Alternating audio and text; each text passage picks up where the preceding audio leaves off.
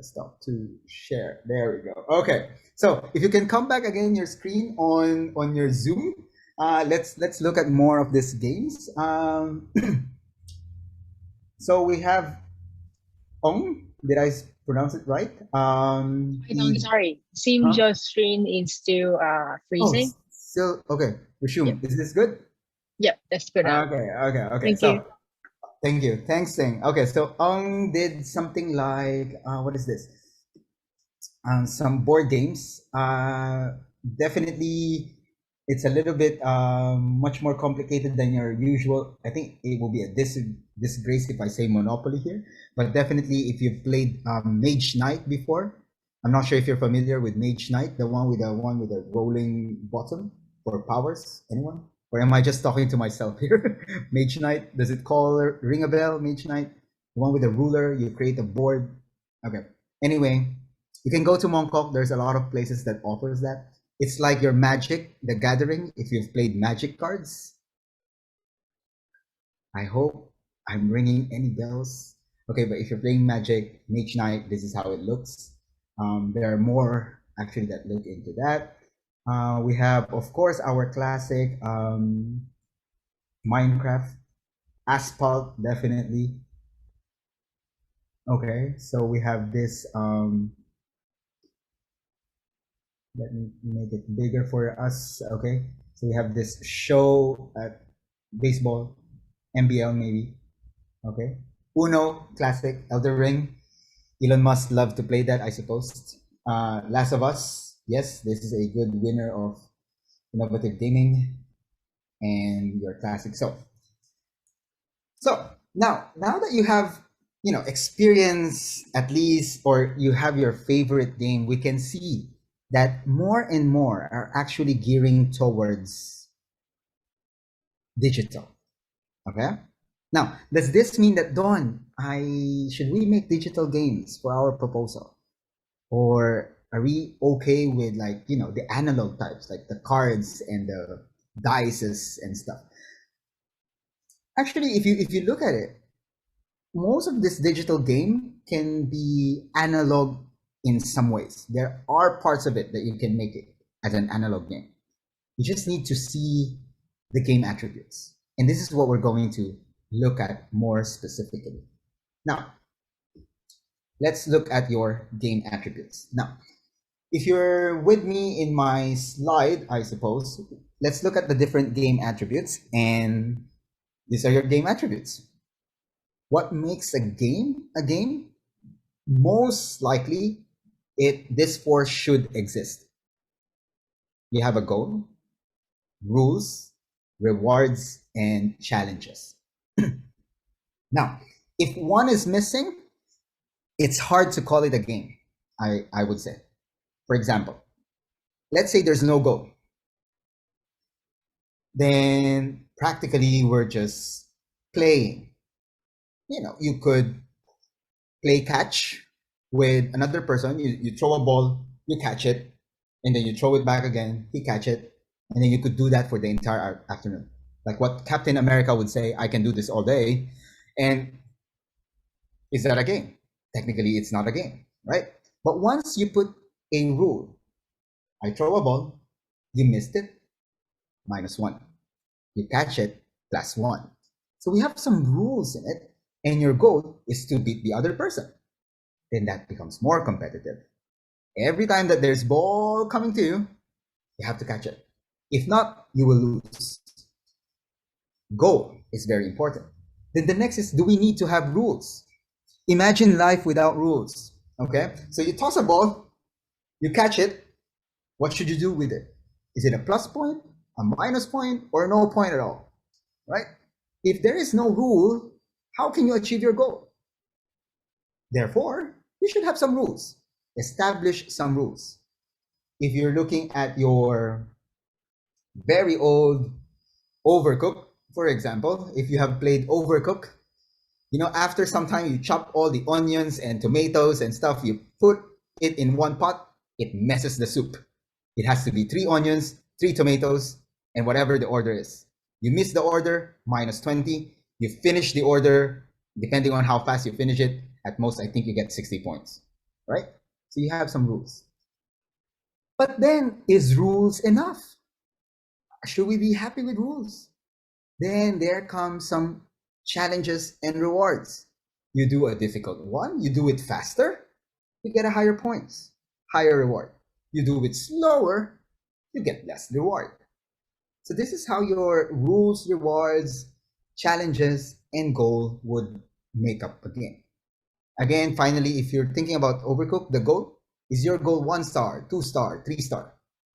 Do you want to reach the boss in the end, the meatball noodle boss? So these are how games are actually is. And if you think about it, it basically boils down to this 4.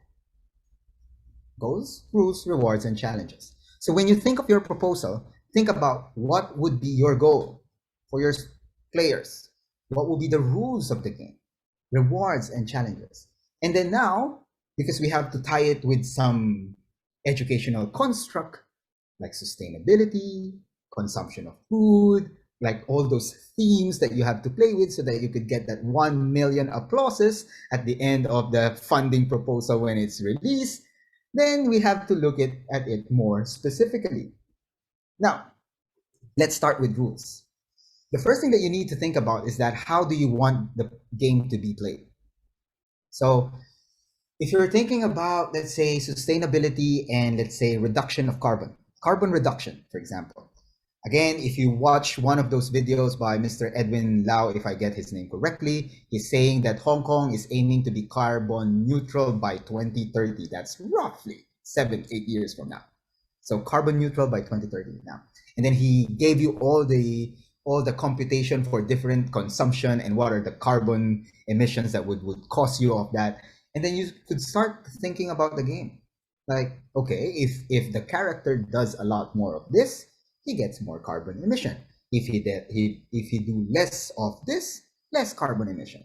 So you need to think of what are the concepts that you would want to teach and how can you embed that into your rules. Mainly, if let's say we play this game in like be engaged in Zoom game. If you switch off your camera, -5. If you switch on your camera, +10, then that would change the behavior of some of your students. If this is actually my class right now, participation is equivalent to 10%. Switching on the camera, I would call you more often, better participation, right? Switch off your camera, I will not be including you in the list of calling. So, you could change certain behaviors in that way. Are students generally happy with it? Of course not. They will complain a lot. I got complained with that. Of course, forcing people to switch on their camera, that is not a thing, right? But what I'm trying to say is this. Rules would change your player's behavior. And that's what innate in most of us. I want to win, or I'm more like, nah, I'm just like on the fence watching in this. It really depends in all of us. So that is your rule. Now, reward is another thing. So it will push your players even further. So there are several types of player. This is another, for us to think about and for us to discuss, but this is what we want to do. So for rewards, what is it that they want to collect? Do you want to be the best person in terms of carbon emission that, you produce less carbon at the end of the day? Do you want to be the person who consume, who really eat what he needs to consume type of person? Are you the type of person who use less water because of your certain behaviors? So these are the things that you would want to include.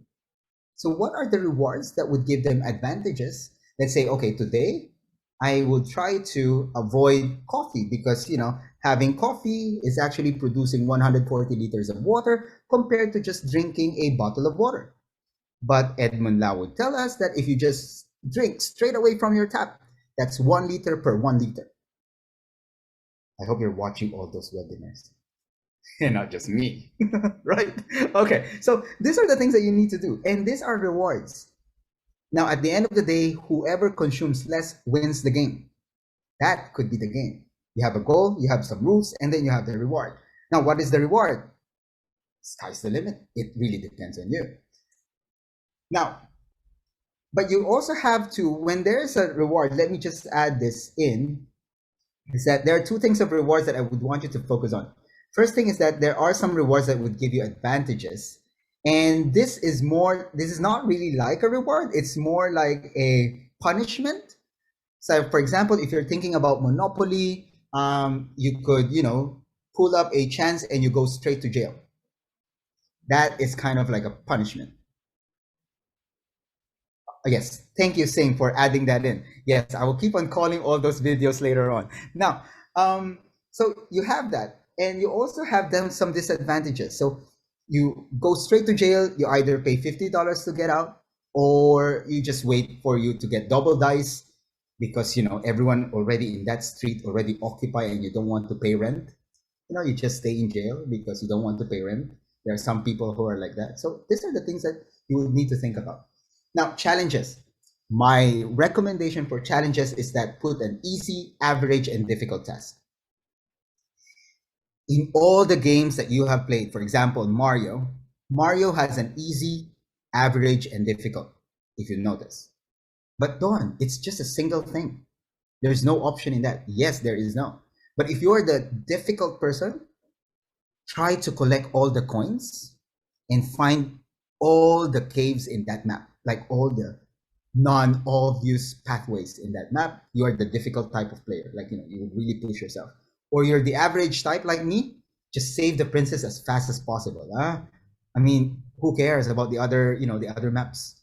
Or there are some other people who are like even less than that. Let me switch on the assist mode. You will never die in Mario. You fail, you got back again.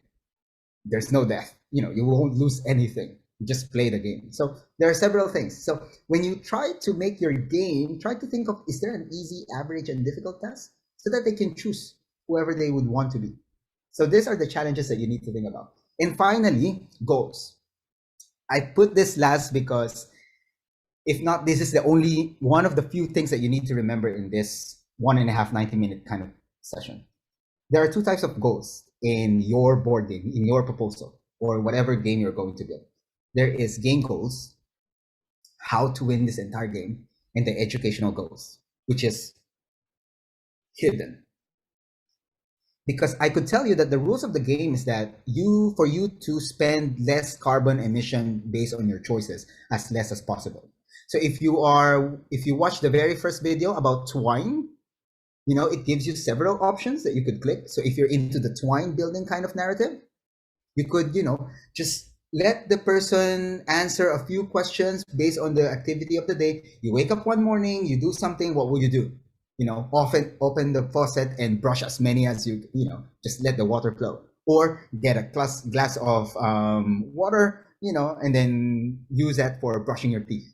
Then you start doing your coffee and you start doing this and that. You go out, you wash your car, So there are those things that you could put into a narrative story, and then you let them choose. And then at the end of the day, compute how many carbon emission you made because of those choices. Basically, that's the end of the game. So the lower your number is, take a screenshot of that, submit it in a WhatsApp number or WeChat number. The lowest by the end of this week wins a Starbucks coffee. If you can find us in Hong Kong U, something like that, right? So there are several ways for you to do something digital and something like, manual to make a game really works. It's scalable. Is it scalable? By all means, right?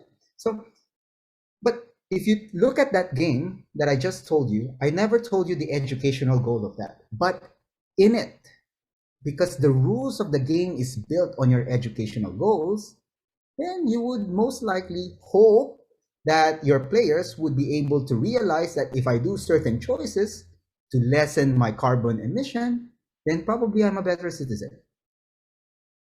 Then probably towards the end, are you the better citizen? And move to the good place. I don't know if you've watched it. Sorry, Netflix calling me. The Good Place. It's a very old one. So these are the few things that you need to look at. Okay, so again, can I call in? Is Hoi Yan still with us? Hoi Yan? Chan Hoi Yan. Can you unmute yourself? Or Joyce Leung? Calling the attention of Miss Joyce Leung from Hong Kong U. Are you still with us? Okay, so cannot be reached. Okay, now let's go on with the one with the open camera. Victor, can you unmute? Victor? Yeah. Hello. 4 attributes. 4 attributes: goals, rules, rewards, and challenges. Okay, 4 attributes. Okay, he got it right. Congratulations. From which uni? UST. USD. Woohoo! Yes, I worked there before. So go for USD. Okay, now I will be sending you back in Miro. Probably give you roughly around 15 minutes and see if you can build something on it. Think about the game that you're playing. So as a group, we will put you in groups. Think about the game that you're playing, and then we will analyze and we will deconstruct it by looking at the. So you have all the games that you pasted here, right? Okay, individually you pasted. So you pick one in your group that you would want to analyze, and it's very simple. So what you just need to do, find an empty space. Okay, let's say I want to have this Uno. You put it in. Okay, so you put your Uno cards here. What is the goal? What are the rules, rewards, and challenges? So you just need to identify. Okay, so find an empty space, and then what I will be asking you is that to put your name, your members of the group here. Just add the name of the members here. So for example, the member for my group, let's say I have Michael, Donn, and Sim.